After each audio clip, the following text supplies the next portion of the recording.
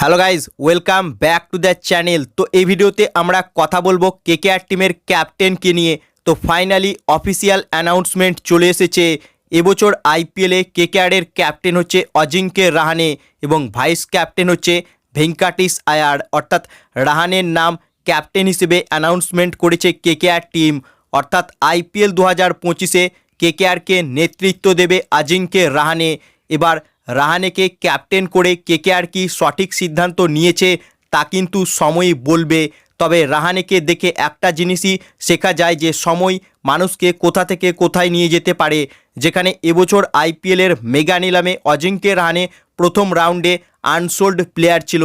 দ্বিতীয় রাউন্ডে KKR team তাকে 1.5 কোটি তার বেস্ট প্রাইসে কিনেছে এবং এরপর সোজা আইপিএল 2025-এ কেকেআরের ক্যাপ্টেন হয়েছে অজিঙ্ক্য রাহানে। অর্থাৎ কোথা থেকে কোথায় চলে এসেছে রাহানে। অর্থাৎ সময় হচ্ছে বেস্ট ডক্টর। অর্থাৎ সময় মানুষকে কোথা থেকে কোথায় নিয়ে যেতে পারে তা অজিঙ্ক্য রাহানেকে দেখলেই বোঝা যাবে। তবে রাহানেকে ক্যাপ্টেন করে কেকেআর কি ঠিক সিদ্ধান্ত নিয়েছে?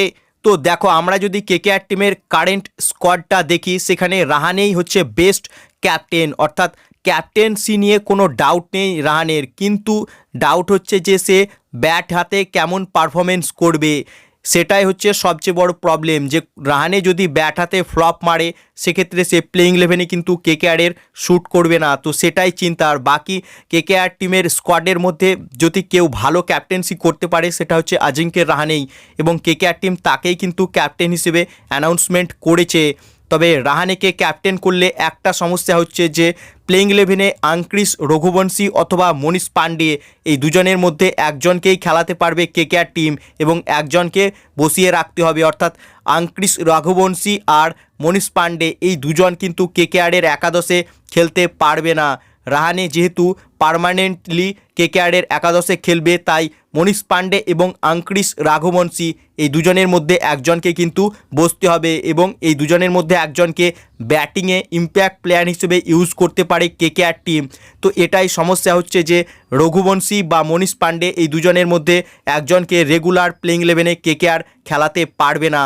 এবার অজিঙ্ক্য রাহানে কেকেআরের ক্যাপ্টেন হওয়ায় এবছর আইপিএলে কেকেআরের একাদশ কেমন হতে পারে? তো ওপেনিংয়ে কুইন্টন ডিকক বা গুরবাজ এই দুজনের মধ্যে একজন থাকবেই, সেটা কনফার্ম। 2-এ সুনীল নারিন, 3-এ ভেঙ্কাটিস আয়ার, 4-এ আঙ্ক্রিস রঘুবংশী অথবা মনীষ পান্ডে, 5-এ অজিঙ্ক্য রাহানে, 6-এ রিঙ্কু সিং, 7-এ রামানদীপ সিং, 8-এ আন্দ্রে রাসেল, 9-এ স্পেন্সার জনসন, 10-এ হর্ষিত রানা এবং 11 নম্বর বরুণ চক্রবর্তী। তো এটা কেকেআরের একাদশ হতে পারে। এবার রাহানে যেহেতু কেকেআর টিমের ক্যাপ্টেন, তাই মনীষ পান্ডে বা আঙ্ক্রিস রঘুবংশী এই দুজনের মধ্যে একজনকে বসতে হবে। এই দুজনের মধ্যে একজনকে নিয়মিত প্লেইং ইলেভেনে খেলাতে পারবে না কেকেআর টিম, এবং ইম্প্যাক্ট প্লেয়ারে ব্যাটিংয়ে যদি প্রয়োজন হয় তাহলে ইউজ করতে পারে। বাকি মেনলি বোলিংয়ে ইম্প্যাক্ট প্লেয়ার হিসেবে বৈভব আরোরাকেই ইউজ করবে কেকেআর টিম। এবার অজিঙ্ক্য রাহানে কেকেআর টিমের স্কোয়াডের মধ্যে সবচেয়ে বেস্ট ক্যাপ্টেন সেই, কিন্তু ব্যাট হাতে সে যদি পারফরমেন্স করতে পারে তাহলে কেকেআর টিমের পারফরমেন্স কিন্তু আইপিএল 2025-এ চরম লেভেলে যেতে চলেছে। এবার যদি রাহানে ব্যাট হাতে ফ্লপ মারে সেক্ষেত্রে কেকেআর হয়তো মাঝপথে ক্যাপ্টেন চেঞ্জও করতে পারে, যেটা তারা আইপিএল 2020 সালে করেছিল। সম্ভবত দীনেশ কার্তিককে সরিয়ে ইয়ন মর্গ্যানকে করেছিল। তো সেরকমও হতে পারে। তবে আমার পার্সোনালি চাইছিলাম যে ভেঙ্কাটিস আয়ারকে কেকেআর টিম ক্যাপ্টেন হিসেবে নিয়োগ করুক, কারণ ভেঙ্কাটিস আয়ারের পেছনে অনেক টাকা ইনভেস্ট করেছে কেকেআর টিম। তাকে ক্যাপ্টেন্সির দায়িত্ব দিক, যেখানে আরসিবির মতো টিম রজত পতিদারের মতো ইয়ং প্লেয়ারকে ক্যাপ্টেন করেছে, সেখানে কেকেআর টিম রাহানের মতো ওল্ড প্লেয়ারকে ক্যাপ্টেন হিসেবে বেছে নিয়েছে। এই সিদ্ধান্তটা কতটা ঠিক তা কিন্তু সময়ই বলবে। বাকি তোমাদের কি মনে হচ্ছে, অজিঙ্ক্য রাহানেকে ক্যাপ্টেন করে কেকেআর কি ঠিক সিদ্ধান্ত নিয়েছে?